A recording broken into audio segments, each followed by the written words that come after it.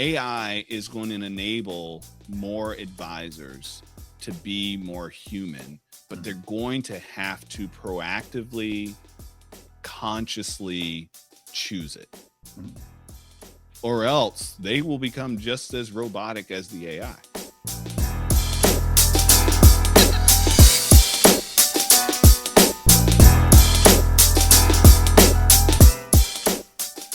You are tuned into the Only Human podcast, where financial advisors learn how to stay irreplaceable in a world of AI.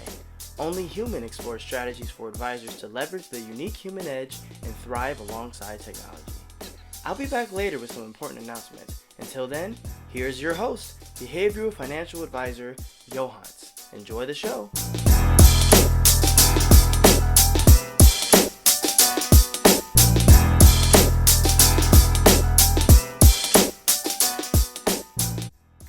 Welcome to Only Human. It's your host, Yohance Harrison. This is a podcast built for advisors to help you become a better human with your clients. I know AI is invading all of your space and there's new tech and everything's moving so fast. And I know it can be frustrating. So I'm here to give you a little breath of fresh air and help you get in touch with your human side so you can be more human for your clients. My guest today, Emlen Miles Mattingly. He is one of my good friends. We have been in this business almost the same amount of time. So we've been through a few different iterations of being a financial advisor. And today we're just going to talk about, of course, AI and being human. And he's got a special treat for you on his marry, divorce, and tech on the side. And I agree with him. I'm with him right there. I want you to be thinking about that, though, as you go through this episode. Think about the technology that you have and think about what, is this a technology that you need to continue to give your money to, or is there a better way to do it using some of the AI tools that are out there? I need you to not be afraid to start trying out some of these AI tools, whether it's Hazel, it's Claude, it's ChatGPT. I know some of you, as you're listening, you've got rules to what you can and cannot do in your organization because of some of the compliance rules that exist, but these are tools that you can use in your personal life, and they can enhance your personal life so that you can also be more human and be there with your family as well. So, or whatever it is you want to do with your time. But with that, enjoy my interview with Emlen. We had some fun, and hopefully he's got all those tax issues worked out because I was nervous for him. We'll see you on the back end. My brother is so happy to be with you again.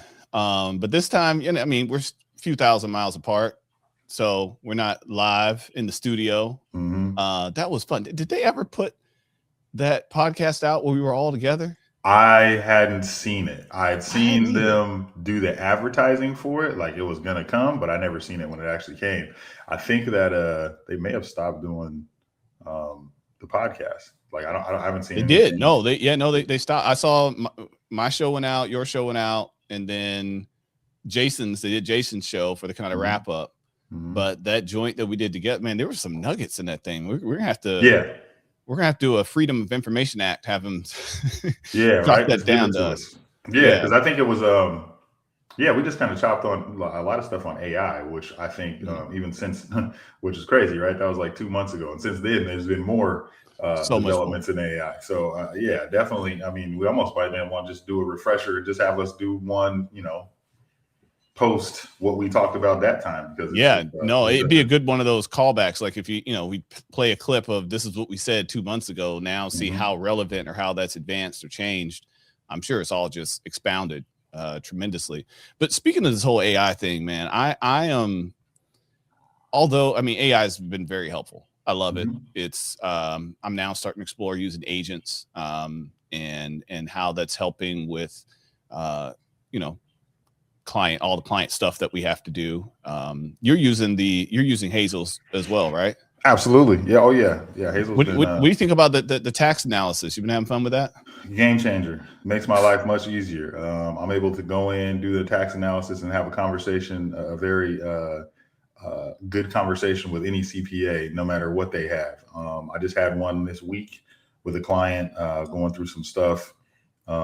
Crazy. I got to tell you this because it's not stock that I picked. She had 2 stocks in her portfolio. We had to go through this with AI, but I want to tell you this. She had 2 stocks in her portfolio. One, just brace yourself. One had 17,000% return. The other one had 28,000% return. Well, she had NVIDIA and Micron. Killed NVIDIA. I'm talking, no. I'm talking in the last 6 months. Oh, she did some penny stocks. No, it's not. Bro, I'm telling you, like I said, when you see it, it's like, what is going on? Because yes, we had to have a call. Anyhow, I used the AI, right? So I went in there and Hazel said, this shows how much of her portfolio it was. We went through and talked about how we could strategically, get out of those positions because it was like 87% concentration at this point because of the growth. So we went through a multi-year diversification of those shares to try to be able to, recoup some of those gains, actually kind of retain some of those gains. And we went through that. And when I talked to the CPA, he was like, "Oh yeah, this is," I screen shared with him and went through it. And he was like, "This is great. This is exactly what I was thinking anyways." And I didn't even have to, it put everything together. We did exactly what Hazel said per the CPA. It's crazy. So it gives you, I feel like, a lot more confidence to be able to have those tax conversations with a client and be able to make better informed decisions faster about what they need to do, right? Because this is kind of a big deal. She's had those stocks perform like that, and we want to make sure we can retain some of these earnings. So some of the growth, so we're going through it. And I was kind of like, what am I going to do? And typically that's the phone call that you make, right? Prior to doing any research. It's like, hey, this is what's going on. Can you help me with something? This was completely different. It's like, hey, I need 30 minutes of your time. I'm going to go over with you what I already have, and you let me know what you think. And he was like, that's exactly what I would do. So I got some crazy stories to share with you on Hazel, where I've just been asking every client for their tax return. Similar to how I used to do with a Halista plan. I drop it in a Halista plan, run the report. But Hazel, hey, no shame to a Halista plan. Hazel got you beat. That's all I could say. Period. So I was finding a lot of mistakes because Hazel gives you that red, yellow, green, and those reds are popping up. And one of them, let me tell you one of them. One of them said, your client is extremely philanthropic. And I was like, are they? Yeah. I'm thinking to myself, I was like, I mean, I'm sure she goes to church. The CPA had put that she had given like $37,000 to charity. And I'm looking at the financial plan. I'm like, where did that money come from? And so I started hallucinating. I'm like, oh, well, maybe she got a large gift or something or an inheritance and she gave it away. So then I just asked the client, I was like, hey, you told me that you give about 10% in tithing. She's like, yes, absolutely. I said, yeah, you didn't make $370,000 last year. It was like, no, I didn't. She's a nurse. I said, yeah, but your CPA says that's what you gave. Excuse me. I shouldn't even call him a CPA.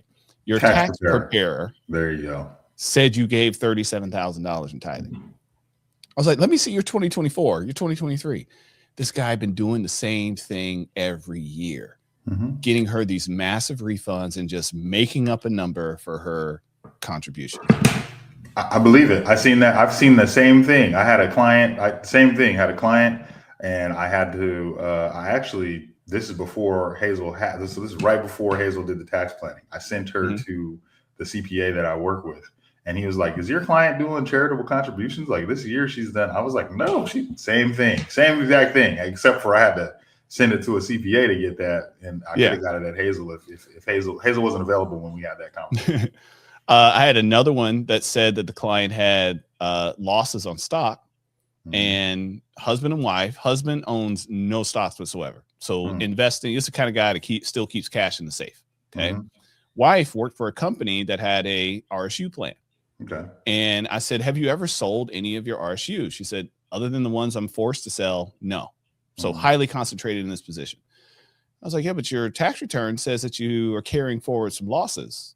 Did you sell some stuff 2-3 years ago? I mean, maybe I did. I don't know. I was like, well, let's pull those 1099s. Let's see.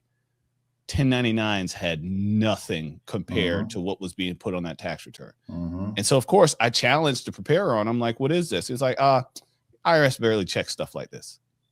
I was like, bro, but it's not true. So there's a box you can check on the losses that says that you don't have the evidence. You may basically kept your own records or something like that. He'd been doing that for years. Mm-hmm. And when he would run out of the, he'd do $10,000 or whatever. When it would run out, he'd put another random number, 11,340 as a loss, and then taking the 3,000 a year off of that. Mm-hmm. This is only gaining like $700 in real money. I'm like, this is to produce a fraudulent return. And I feel like that is something that happens because the lack of the IRS's ability to audit personal tax returns. Like it's less than 1% of those that are actually audited. Yeah, but if you are in that 1%, it's 100% to you. Oh no, I get that. But I'm saying this is where these people are, these unscrupulous tax advisors are doing that kind of stuff. And that's the reason why they're like, well, the percent chance of me getting caught is so low that I'm just going to keep doing it. And my clients love it. So I'm going to keep doing what I'm doing. And that's unfortunate because that shouldn't be the case. Hazel caught several people who their tax preparer was doing their 8606 wrong for their backdoor Roth IRA. Mm-hmm. That happened at least 5 or 6 times. Mm-hmm. I had one. And so one of the benefits of Hazel knowing who my client is and having access to my CRM, I plugged in one client's return and it said, well, wait a minute, what about their child? And I was like, oh, that's a good point. But I know it's 2 households. I was like, I know they go back and forth, but then I touched the client on. I was like, hey, were you supposed to claim your son this year? She's like, yeah. I was like, it's not on your return. Mm-hmm. I swear it's on there. I was like, no, your daycare is on there, but you should have been head of household and having him as your child tax credit and get that child tax credit. Mm-hmm. I was like, if it was $1,200-$1,400, something like that, just pick it up off the floor. Here it is. Mm-hmm. And the tax preparer did the taxes for both of them, left the kid off both returns. I'm like, but again, that's still, Hazel's been amazing, man. The tax has been good. I did something new this year. I've only had Hazel about a year, but after I did the tax analysis, I'll go back to the analysis and then I'll plug in their year-to-date paycheck stub. Mm-hmm. For the husband, wife, give any information I know about any gains, losses, anything I know. And then, I'll tell it, hey, everything else, assume it's the same as last year for charity, taxes, property taxes, et cetera. And it does analysis to tell me if they're under or over withholding. Beautiful. Hit the button, go make some coffee, come back. It's done. Yeah. I have CPAs asking me, hey, can you send me your Hazel report? Mm-hmm.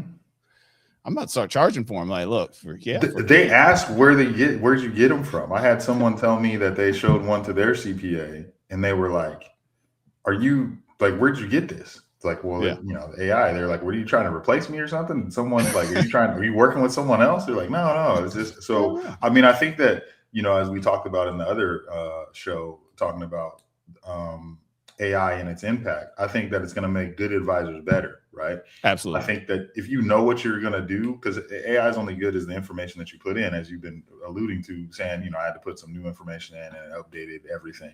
And I think once you, as an advisor that's doing good work for people, I think it's only going to allow you to do more work, deeper work for the people that you're already, working with because of the checks and the balances. And then not only that, like, when Hazel and a lot of these AI things do this, but I know specifically when Hazel does it, like if it's talking about tax information, it's pulling this information off the IRS website. If it's talking about, probate or something, because I do it with I have it check my estate plans. That's another thing. I don't know if you've done that yet. I just did the estate plan. I haven't yet. Oh, you have? Well, I've had it read old estate plans that clients give me, but I haven't had it check any of my current ones. I might have to try that. Just throw it in there, see what it says, and then it's pretty cool. The other thing is for the financial planning, they have the modes. If you haven't used that yet. Oh man, I'm moded up. I got creator mode. I have financial analyst mode. I have my pod pal, which is my podcast pal mode that my assistant uses. So she just takes the transcript. So I've built the whole mode. She takes the transcript, plops it in there. It writes the blog. It writes the caption for YouTube and all that stuff. It writes the LinkedIn post. It, of course, human still has to go in there and say, all right, that sounds a little choppy. Let's fix that up a little bit. But yeah, it matter of minutes. Oh yeah, I'm all about the modes. Mm-hmm. So it's been, I was talking to another advisor the other day, and he was telling me about the financial planning mode that he's put in his, and it'll put out spit out a financial plan within So minutes. mine is, I have one called Paraplanner. It needs a little work. Just because, well, I need a little work. It's on me.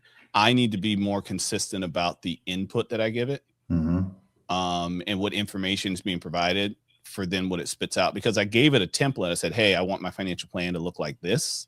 And oh man, these PDFs are beautiful that is creating, but I need to give it a little bit more flexibility so that if the information's not there, it's not trying to still solve for it.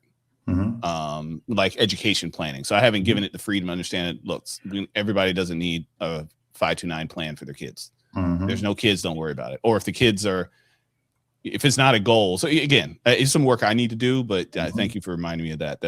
I got some time off coming up next week. And I'm not going anywhere. So maybe I'll work on my modes. Nice. Yeah. I mean, it just makes life easier when you get back. Right. So that's what I think about. But yeah, AI is going to continue to disrupt and change how advisors interact with clients, how deep they can get in the work that they do with clients. And I feel good advisors are going to become a more valuable resource to their clients during this time when AI is such a big thing. Yeah, I agree, but in a way, doesn't kind of feel like we're starting to turn more into financial therapists instead of financial advisors. I mean, thanks to the AI. I mean, I feel I'm not doing as much technical work as I used to because I get to use AI to do that. But then I find myself having more, I feel like my clients are crying with me more. I think because you can be more present, right? I don't have to write down all these notes, so I can plug them into this software that's going to help me put together the plan that I know they need already. But this is something that I have to do with the software, and I think it's not working against the software. Like one of the things, like I could say this, and no slight on eMoney. I think they do something great, but to use the program, to use eMoney, you have to take a class just to use it. I don't have time to go take a class when I know what I need the outputs to be. Like I understand what my client needs and all this stuff, and I didn't like having to do all that. So now with the help of AI, with the note takers, with the other things that they have from the financial planning, you can have a really robust conversation, be totally present with your client and just ask the questions, let AI capture all the important stuff. And then you can go back through the conversation and put together what you need to do for the client. And this is why I think they're crying more, because they know you're locked in and you can just talk and just do what we're good at. And not necessarily to talk, but to listen. Right. And so once I think the crying happens the more you listen. If you're not listening, then they're probably not crying. Right. That's if you ask a good question and shut up, then they'll just, and I feel like that is one of the places where advisors have the opportunity to really get deep with their clients, opposed to how it used to be before, where you get off the call with the client and now you're trying to fight with the technology to get it to say what you need it to say so you can present the client with their plan.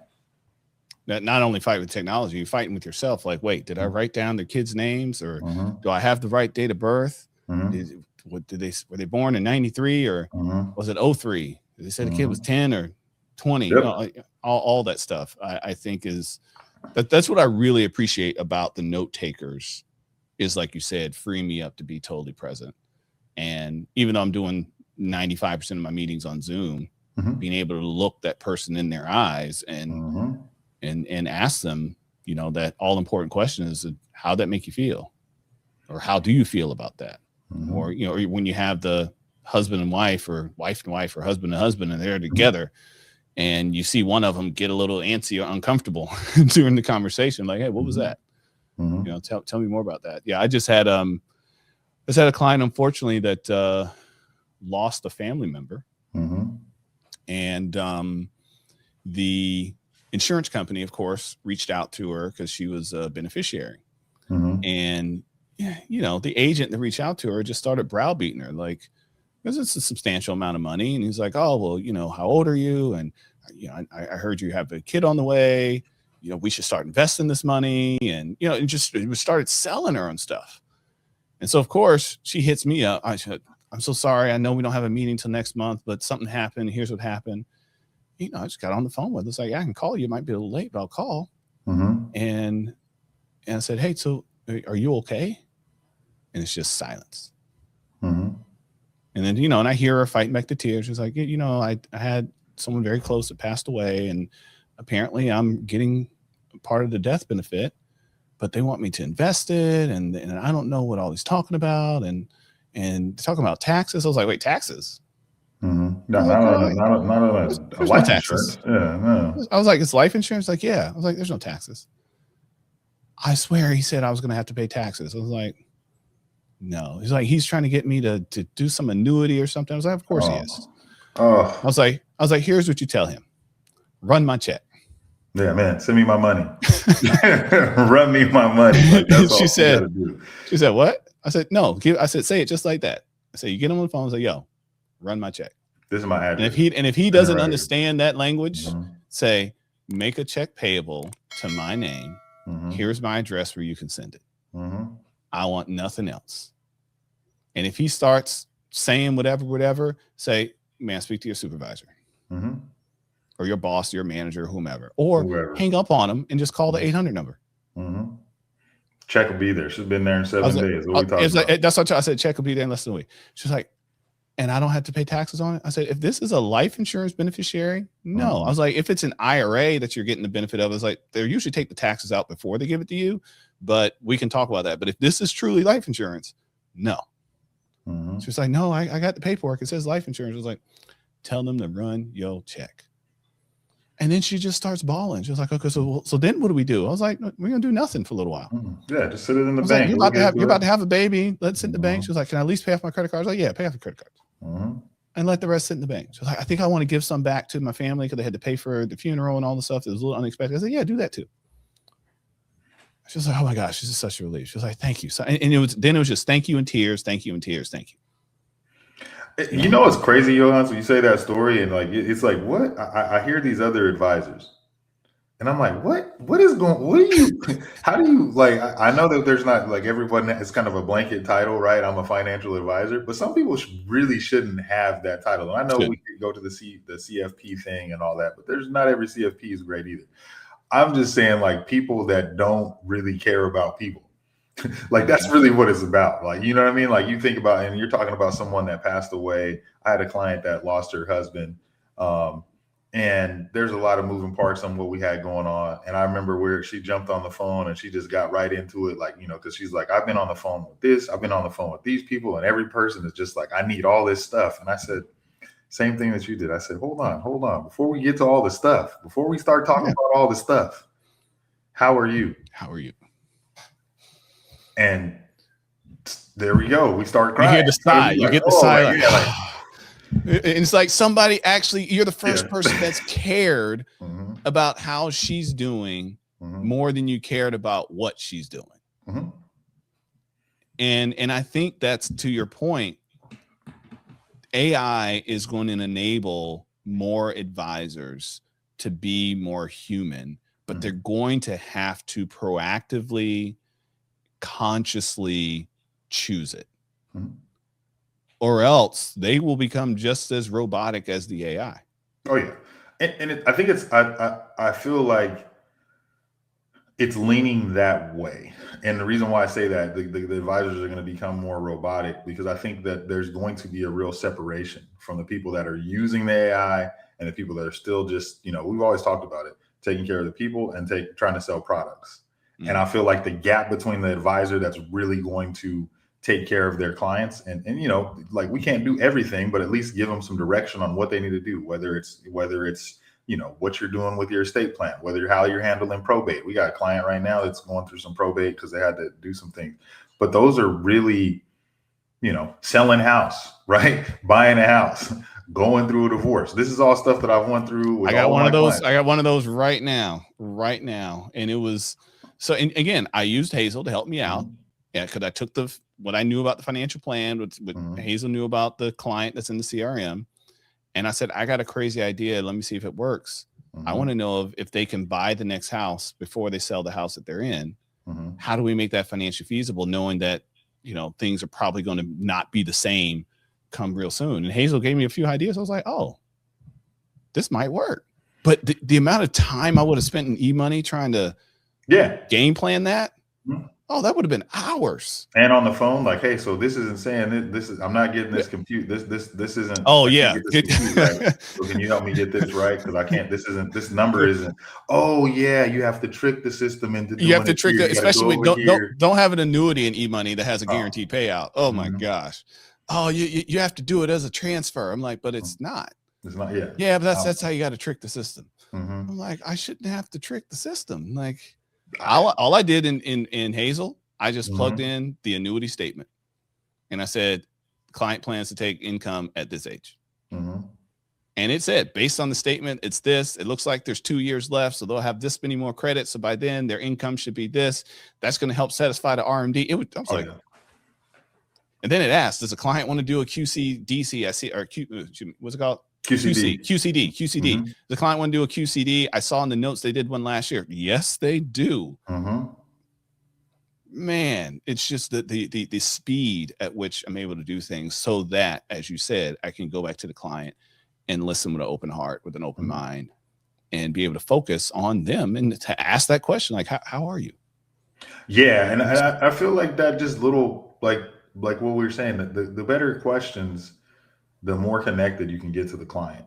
And I feel like when you have the time to just talk with someone or let them talk to you, you find out so much more. And like, we're all human, you know what I mean? Like, and I feel like it lets you relate to your client on a human level because of the artificial intelligence, right? Which it's kind of, you know, like, how does that work? I said, this is how it works. We can just talk. And I feel like it's a lost art. Like, I talk to, you know, this is something that's funny because I got to bring up my kids. I bring them up all the time. So my son, we're sitting here, and this is just something about saying hi. So my son, you know, he's 7. So let understand that. He said he'll be 8 tomorrow. But so he's 8. But he sees his friends in public and he just kind of like walks by him. I'm like, bro, that's your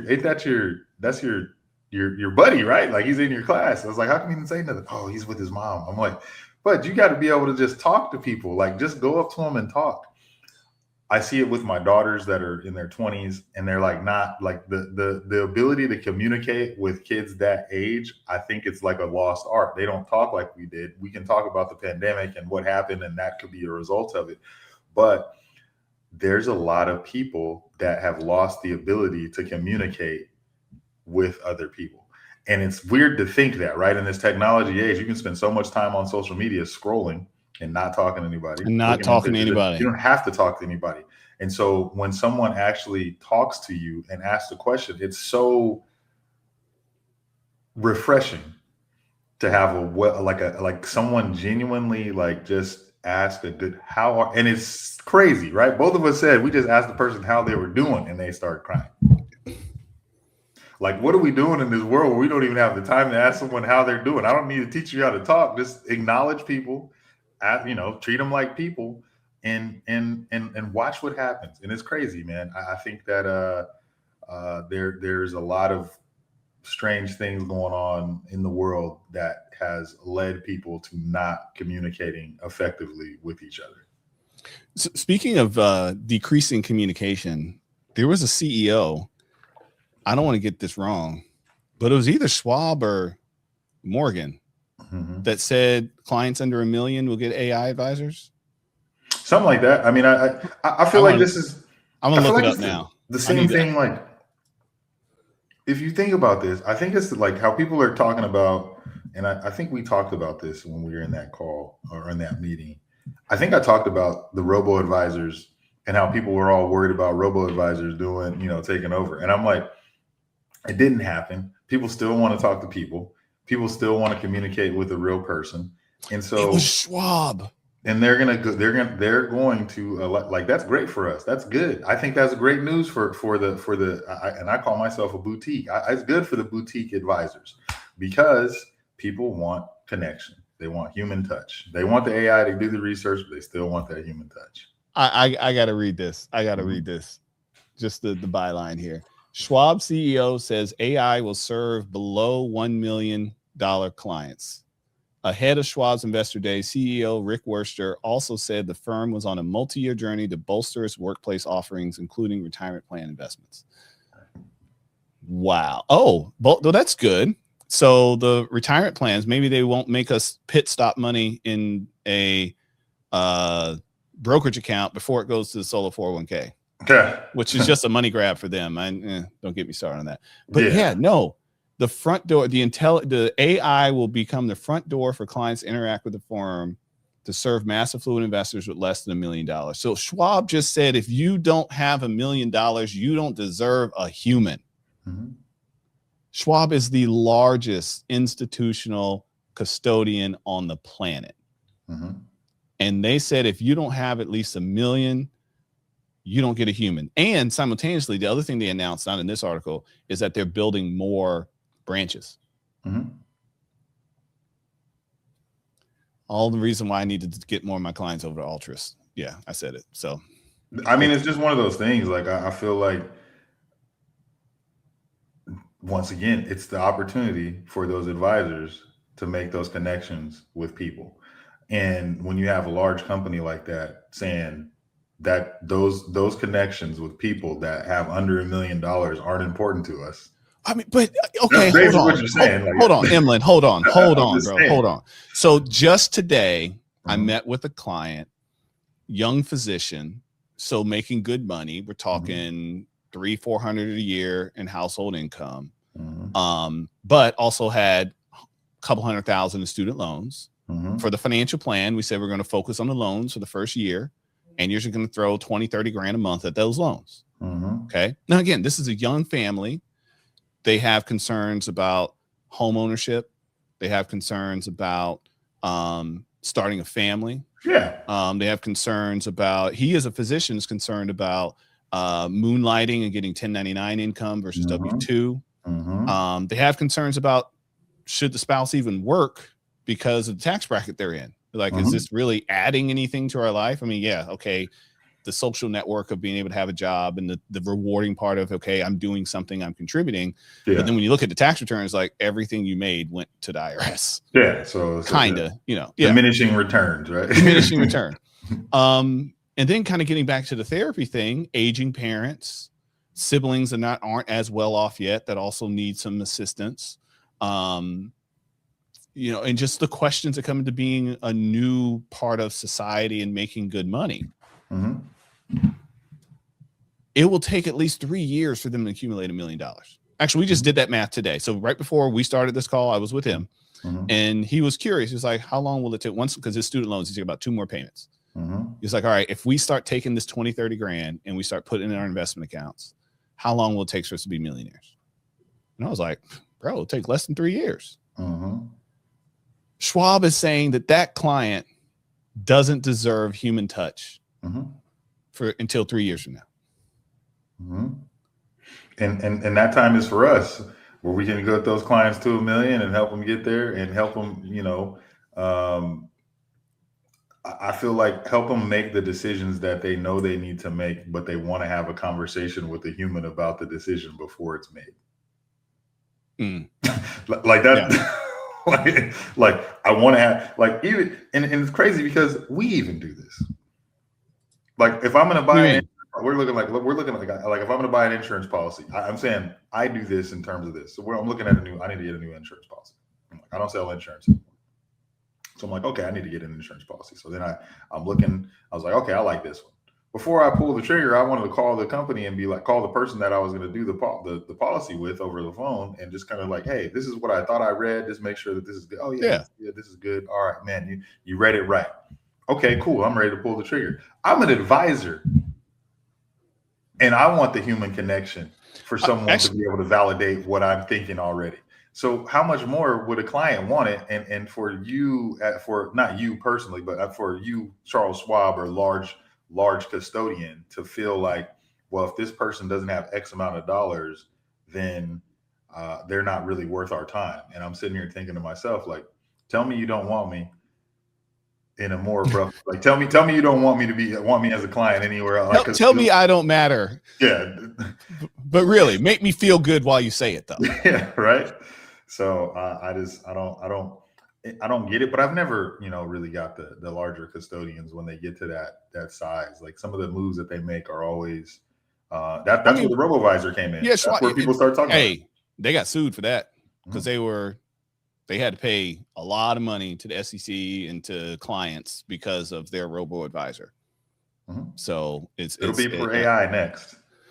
So I have another one for speaking of insurance, and I'm the same way. So put some of my business in the street. I live in North Texas. We have a lot of weather, and over the past few years, my homeowner's insurance just skyrocketed. And so I was in a situation, it was like, okay, I need some sort of relief. And I've been working directly with a property and casualty agent. And he said, I'm sorry, I can't offer you anything.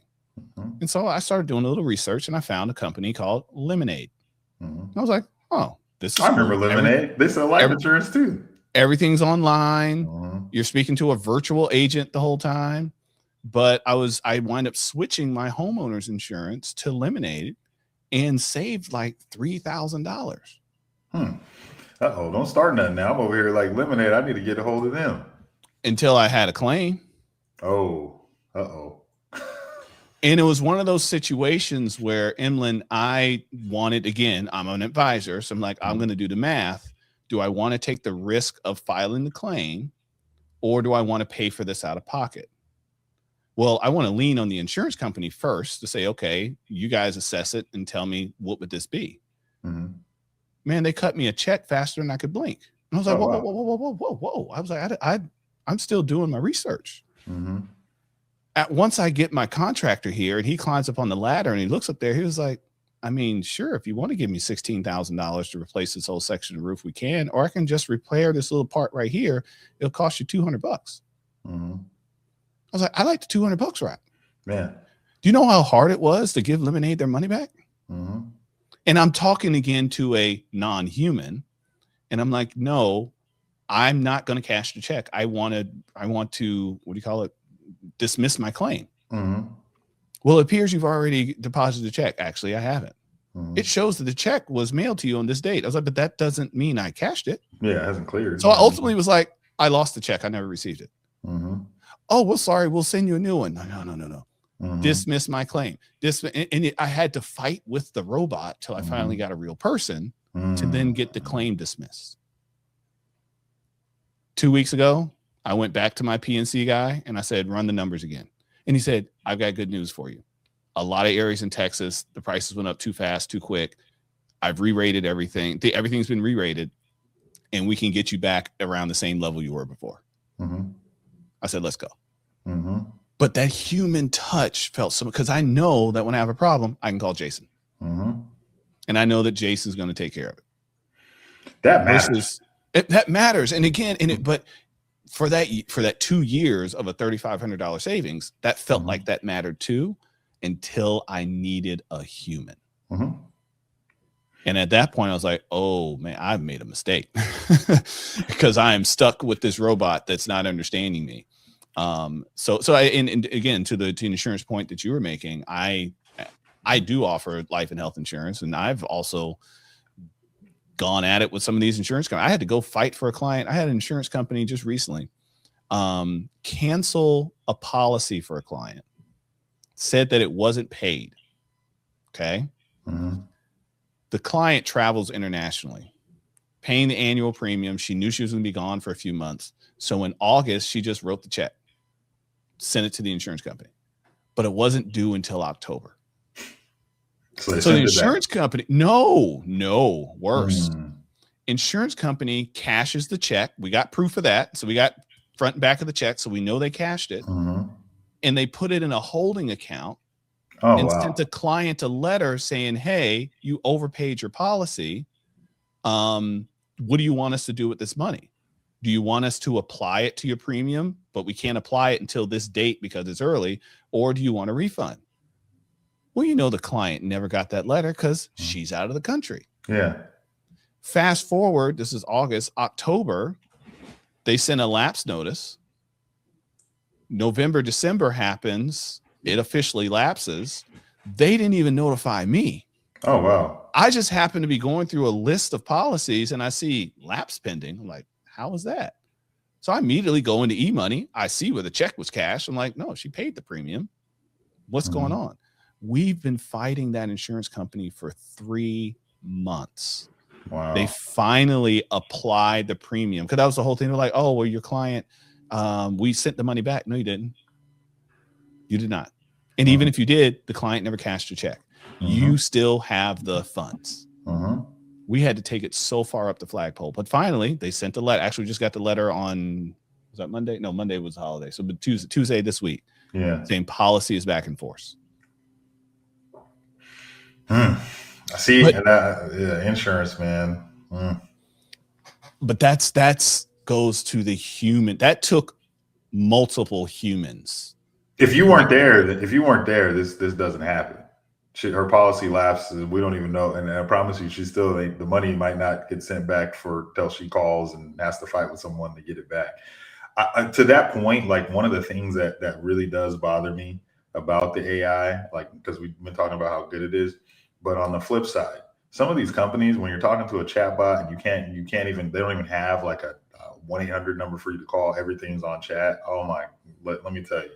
Nothing gets me fired up like that, because they can't, like, there's some things that they just can't do, and they're not going to do it right just because it's a computer. And it just like with you, I don't need the check. I don't need the check. I'm sending the check back to you. No, you're not. You already like, I'm not arguing with you, right? Like, what are we doing right now? So that kind of stuff. And I'm not going to name companies specifically, but there's a ton of fintech companies that don't even have a number that you can call. You have to, and then when you do call, you're on hold forever. And it's just like, man, come on, bud. Like I can't. I used to do my payroll with a company that's a fintech company based out of San Francisco, and it's incredibly difficult to get a response. So then you have to send if I see another support email that I have to send it. This is the Only Human podcast, sir. You get to drop names. We drop names on that. I'm just like, you got to be kidding me. How is this happening? How can I not? It was Gusto. It was Gusto. I knew it was Gusto. I mean, I knew it was Gusto. I am a client of Gusto. Gusto does my payroll, but I also am an advisor on their platform. So I have 30 clients that also do payroll on there. So I would say I think I get a little bit better treatment because I got so many clients in there. But here's one crazy thing about Gusto. Man, they call me every day. Every day. And that's because of some of the fights I've had to have with them in the past, where things aren't getting done like they're supposed to. So now I get a call almost every day saying, this client hasn't signed this client hasn't done this. So I think I'm one of they got me in a special group because they probably don't want to lose 30 plus clients all at once, because they know as an advisor, I could just pick them up and go to anywhere else. But I'm sorry, I interrupted your story. Oh, no. Just fight. But yeah, their online chat, horrible. And then it's like, you can email it support. So I email support. I get, it'll take them 2 days to get back to me. It was crazy because we had this whole thing. Wait, is it just your account? Are you still there? Yeah, I'm still there. But okay, well, if you need to, I can just put you on mine. Oh no, this one right here. The problem that I had is, it's a whole story. This probably ain't even time for that story. This story is about some 940s and 941s that the IRS messed up, and then they blame Gusto. I've been there. So that happened to me with ADP. I went through that with ADP. That's why I left ADP, because ADP, craziest thing. Whoever was my rep, and this was a human error. So whoever was my rep on the other end, they put the wrong EIN number on my 941. And it wasn't the number I gave them. I looked at all my paperwork and like, hey, I don't know where you got that. Somebody typed that wrong. And so all my 941s are going to another business's account at the IRS. And I get this nasty letter from the IRS saying, you haven't filed 941s in forever. And I'm like, I have proof of them right here. But then I was like, wait, whose EIN is this? I mean, I never thought to check the EIN. I was like, wow, how could they get it? I gave you the right one when we started. Oh man, that was a fight with ADP. Oh, and then I had to fight with California too. It was, yeah. So I'm fighting with the Fed, right? So I get, IRS tells me the same thing there. I get that letter. And I'm like, what are you talking about? I have all of it. So I send the list and I send everything.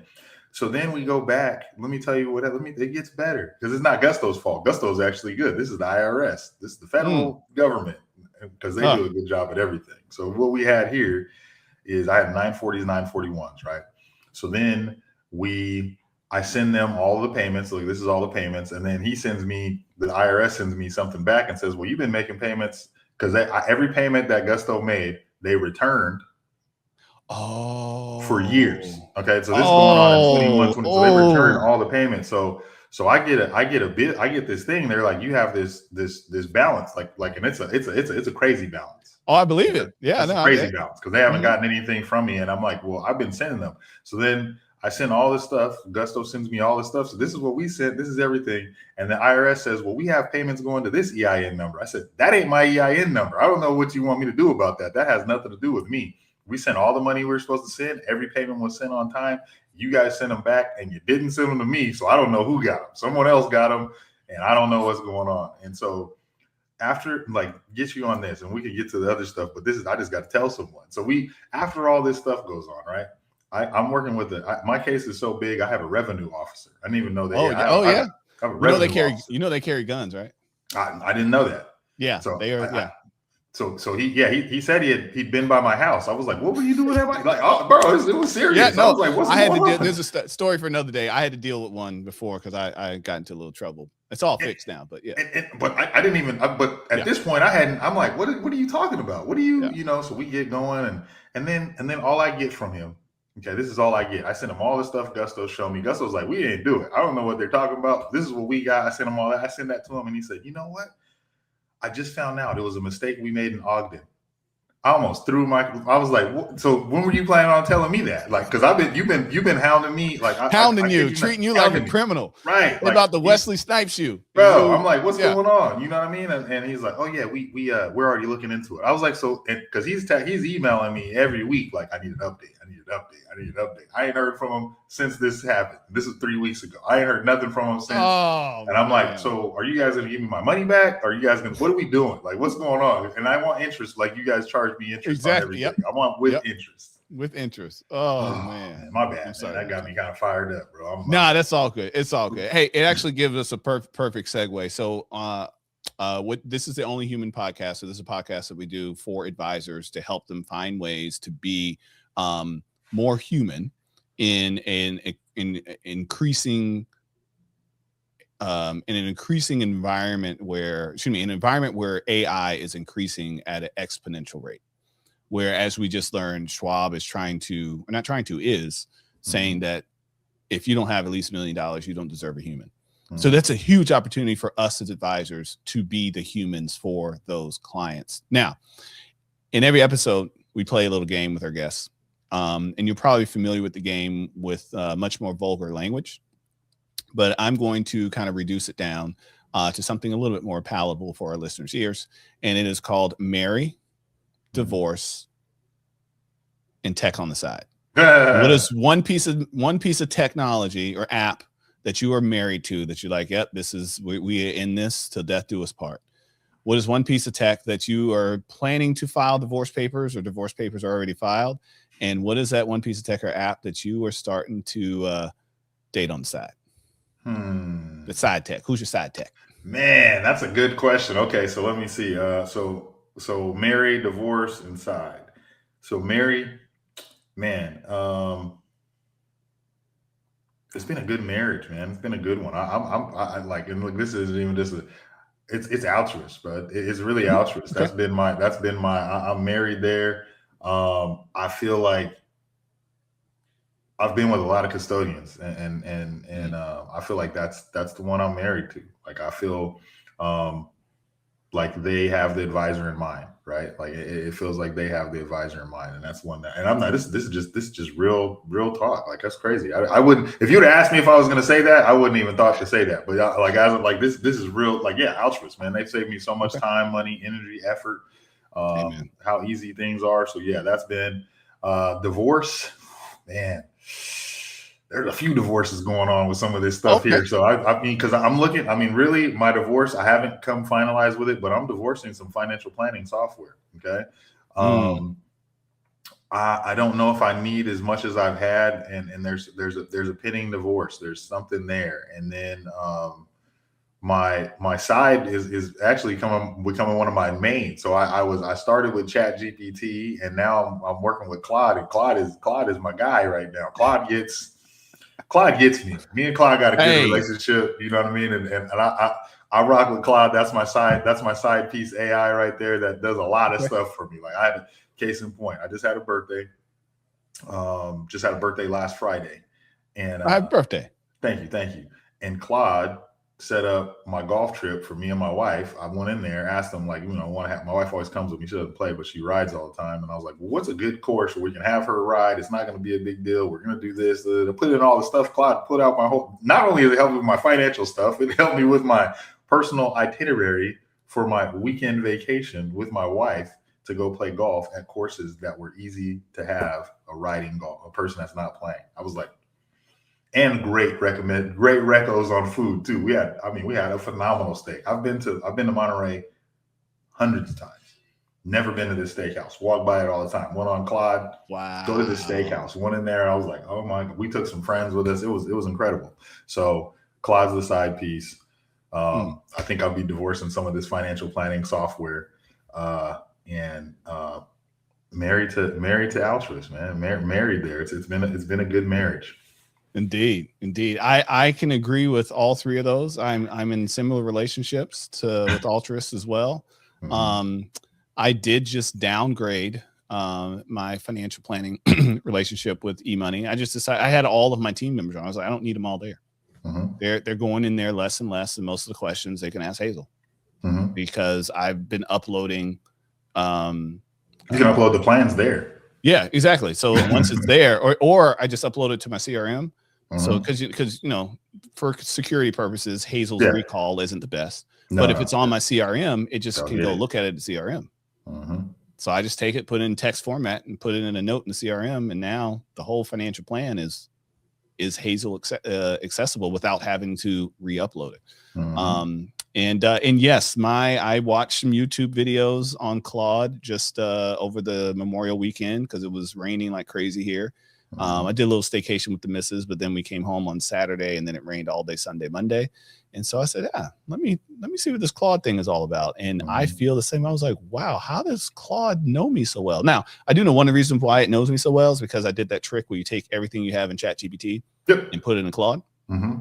But it now knows me better than GPT. With GPT, I'm like, GPT, you should know this. You have this. You have the files. Claude just does a better job of being able to access the history and access the files. Don't give it access to your Google Drive. Then it'll change your whole. Have you done that?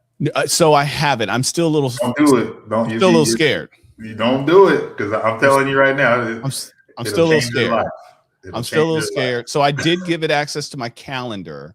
That was oh man, we got to go, but we could keep going. But man, I gave it my calendar. I did the most in-depth analysis on my calendar using Claude and Hazel combined. So Hazel, because Hazel has all my meeting information, it knows exactly how long the meeting was, etc. So that was really good. But I did this 90-day analysis between Hazel and Claude that was connected to my to my Google Calendar. And it was able to show me the different type of meetings I have on average, how long my meetings last, the percentage of people that cancel, get rescheduled, how many actual hours I'm spending with clients. That was because when I look at my calendar, it says one thing.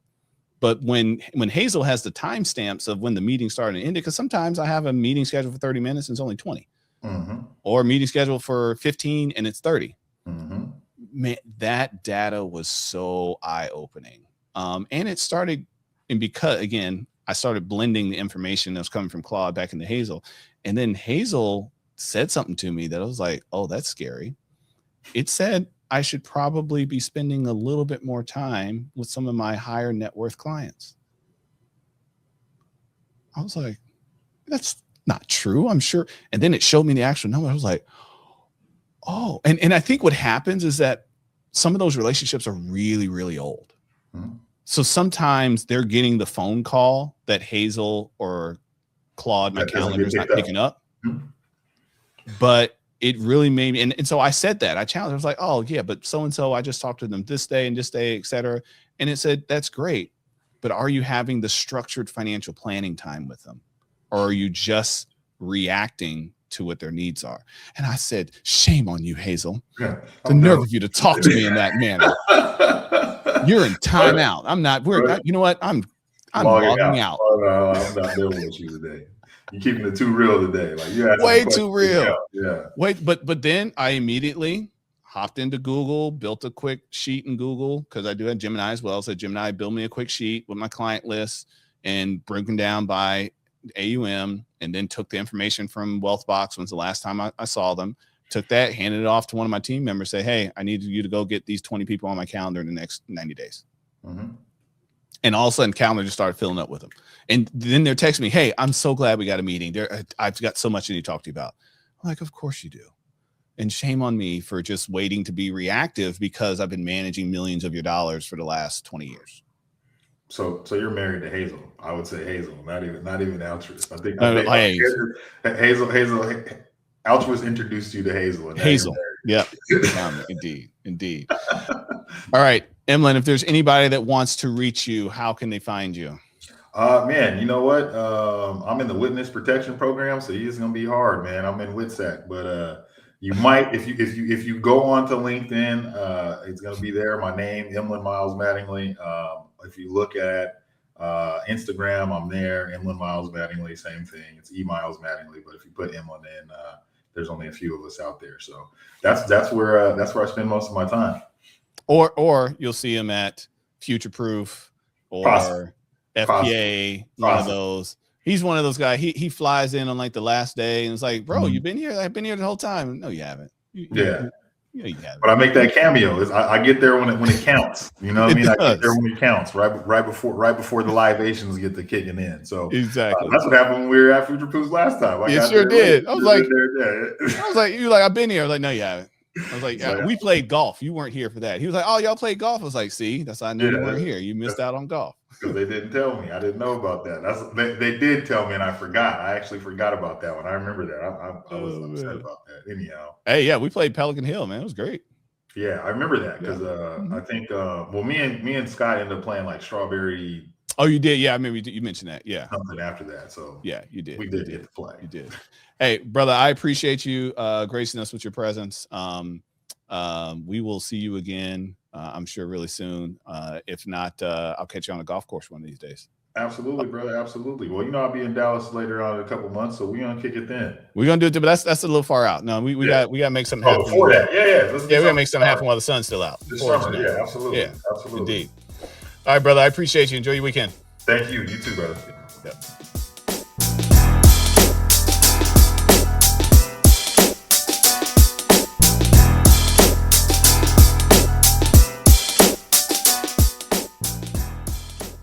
Hi, I'm back.